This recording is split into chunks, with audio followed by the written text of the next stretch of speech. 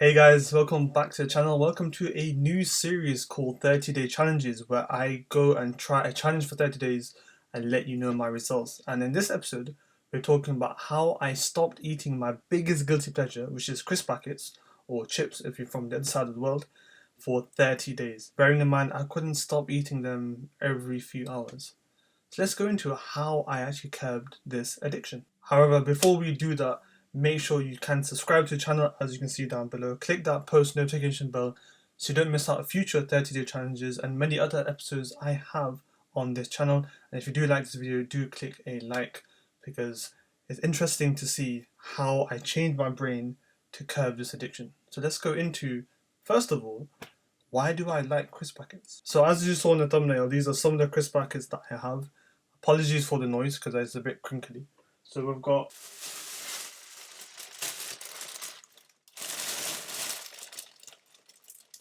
lots of Walkers. My favorite, paprika. Doritos. And many, many more. So you get the idea that I can eat a lot of crisp packets, regardless of the variety or flavour, from McCoys to Walkers to Sensations to Monster Munches, Space Raiders. You probably have no idea what I'm talking about because the names may be different in different countries. But you get the point where is I can eat a lot of crisp packets. One of the main reasons is that I like the crunch. And every meal that I used to have for the past few years, I would have some sort of crunch with it. And it would be like a little packet of crisp. And so without realizing, I would have several crisp packets a day. And that's obviously not healthy at all, especially for somebody who's trying to be fitter, faster, and stronger. I realized that I need to curb my guilty pleasure, which is crisp packets. So that dawned on me to do this challenge and many other challenges that I'm trying to do right now and show you that what can be done, that I couldn't go hours without crisp packets. And I went 30 days without even having one, not even one. And I want to show you in this video how I actually managed to do that. So without further ado, let's get into the first kind of stage or phase that I looked at in terms of trying to curb this addiction. The first bit actually was to talk to myself. Now I do this a lot all the time. As a researcher, I'm talking to myself about ideas, what to do and what not to do. But I use this as a form of kind of self-reflection and awareness to realize, okay, Amir, why are you eating so many crisp packets? And I had an honest conversation with myself, just on my bed in the morning or in the evening. And one of the main reasons that I use, or main strategies that I used in terms of talking to myself, was to talk to myself about the bigger picture. And what I mean by that is, I told myself, look at the bigger picture. Many years down the line, your performance physically as a person, how you are mentally, physically, may not be as good as it should be because of this crisp addiction. Because this crisp addiction can lead to many other things, that bad habit, etc. So I was literally talking to myself and realizing, do you want to sabotage your body, your performance in many different angles, just over crisp packets? Is it worth it? Is it that bad? Or that good, depending on how you look at it? So I had these raw questions that I was just talking to myself. And it made me kind of set the scene like, hold on. Why am I craving something that I should be able to stop? Because it's a luxury. I shouldn't be dependent on crisp packets. Unfortunately, many people around the world may not have seen a crisp packet, and I'm looking at here just scoffing it down nearly every few hours. So I'll put things into perspective. Notions of gratitude, of why should I be dependent on crisp packets? I am more than a crisp packet. So when I was speaking to myself about this, it gave me the right frame of mind, the right mindset, then to attack a challenge like this, which is 30 days without my guilty pleasure. Now, within that, I noticed that this is a habit. Now, you've seen me on another Content Corner episode, The Power of Habit by Charles Duhigg, and that was a book that I studied, I reviewed, gave my feedback on, and I realized that this crisp addiction is a bad habit. So what I needed to do is find the source of the habit. What is causing me? What is the trigger that's causing me to do this? Because sometimes I don't even realize that I've had 3-4 crisp packets, which is not great.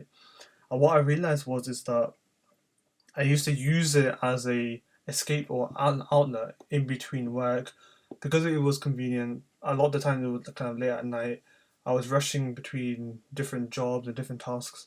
So I made the excuse, as we all unfortunately do. It's quick, it's easy, I like the crunch. So I realized that when those ideas come in mind, I want something crunchy, was the trigger habit. It's late at night, it's quick, I can just open it. Now, to be fair, in terms of food, it takes zero point 0.5 seconds to start eating this. If you open a packet and you start it, that's it. There isn't, you have to cook it or boil it or even put it in a microwave. It's that it. Just that is it. And then that convenience is a very dangerous trigger. And I realized that the crunchiness, the late nights, and the convenience were my trigger habits. And when I realized this, I could start to make strategies to counteract it. So now, having identified those trigger habits, one of my first port of calls were to look at alternatives instead of crisp packets. Now, crisp packets are fried. You can have baked ones, you can have other alternatives. But I wanted to try and think of an alternative away from the notion of crisp packets or chips. And I realized that I love Italian food, and I actually love garlic bread a lot. Now I was getting a bit of the crunch without the fried aspect. Nice garlic. You can make yourself got a good amount of um, nutrients from that garlic alone, at least. But it was me having something else that was better, I could say nutritionally, than the crisp packet in some degree. And I had less of it. Now I could have 3/4 crisp packets, but I had kind of a few slices of garlic bread. So I escaped the crisp packet addiction from there. I had less food in terms of I don't have so much food that I start to gain weight. So just having this alternative reduced my crisp packet addiction from two angles. Having the crisp packet and then the potential bad nutrition that you can gather from having too many crisp packets. So the alternative was that I then had toast, which was another alternative because I wanted that crunch, and that gave not the greatest crunch compared to a kind of crisp packet, but it was something as a decent alternative to curb the desire, to curb the kind of feeling of wanting that guilty pleasure or that addiction. So those two alternatives really helped me and to strategize a way to curb that feeling that I had. Then, as I talked about in that content corner episode about if you have a bad habit, you can't remove it, but the best way to do it is to actually change the habit. So what I started to do is to replace the different habits that I had. So when I had the habit of having something crunchy, have a lot of water at that time. And because a lot of the realization was that I was feeling dehydrated because I wasn't having enough water. So whenever I had that feeling of, right, I want something a bit crunchy, I just straight away had a few glasses of water. And that feeling, that desire started to go away. So I replaced that habit of, right, crunchy, crisp packet. When it came to the nighttime, when you want that feeling, I started to get myself really tired. So it was so bad that I would have to go sleep. Because a lot of times I would sit on the sofa, watch some TV, and then, just have crisp packet while I watched X, Y, and Z. Started to be more strict in my routine during the evening. And now that I'm back in the gym because COVID is kind of permitting that, that allowed me to get so tired during the day that I wouldn't have time to stay up to eat crisp packets. I would have to go sleep. So that's how I replaced that habit by introducing something new to curb that from actually happening. So that is a little breakdown as to how I attacked my guilty pleasure, my addiction of eating too many crisp packets to go 30 days without it. Now you may have heard, many addiction stories, but I wanted to give you my authentic take, what I actually did, so you know that okay, I can maybe try those or adopt those strategies for yourself. You have something, whether it's chocolate, drinks, whatever it might be, something food related. Maybe start to try some of these strategies if you want.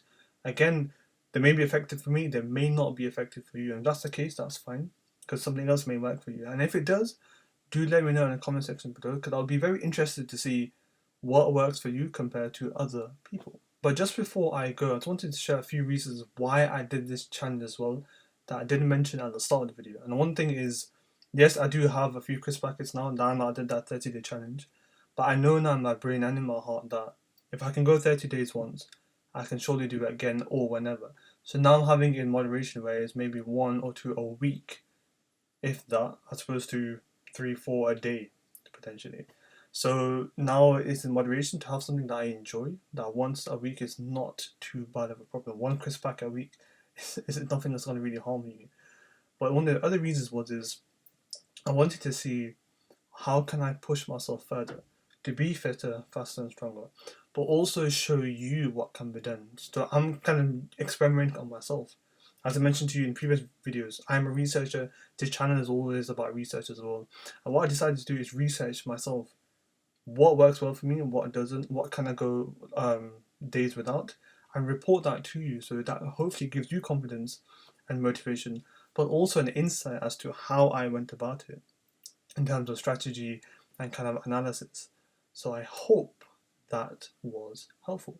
So guys, if you do want more 30-day challenge videos, do let me know in the comment section below what you would want me to try or test or not go without, and I would love to test that, put it into a video and share it to you so you can enjoy it, learn from it, and hopefully adopt some strategies that I use, whether it's food related, exercise related, anything related. 30 days for me to do something, 30 days for me not to do something. Do let me know in the comment section below, or you can find me on Instagram at Aamir.phd if you want to DM me there or have a chat with me on there. You're more than welcome to. And if you've got any longer queries, Aamir at researchtribe.org is where you can find me in terms of my email. But in any case, I shall see you in the next one. Take care.